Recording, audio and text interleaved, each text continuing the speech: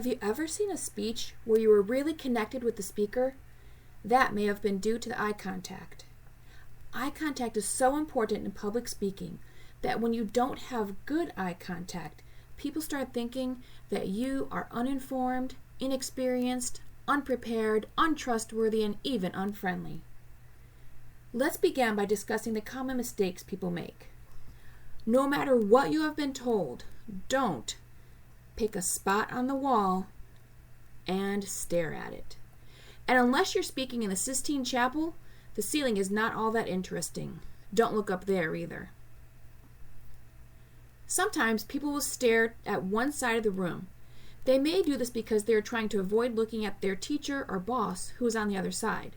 Or they may be trying to avoid looking at a friend whom they think will mess them up.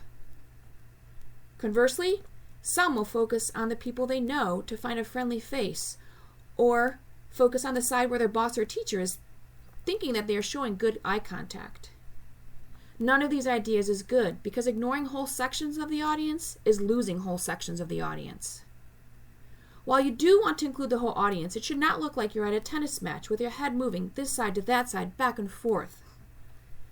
When you are in a small room, be sure to make eye contact with everyone in the room, but not a check-off list. Not, I looked at this one, and now I'll move to the next, and now I move to this person.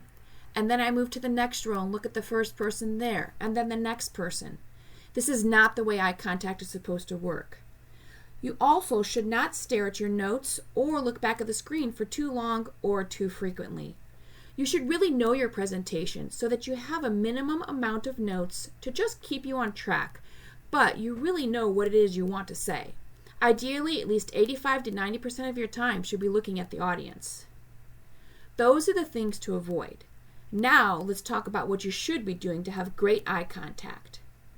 In a small room, up to about 30 people, you want to look around the room, pausing for a few seconds on each person. Again, this is not a check-off list, but rather randomly scan and subtly let your gaze flow about the room and pause here and there, looking at people for just a few seconds.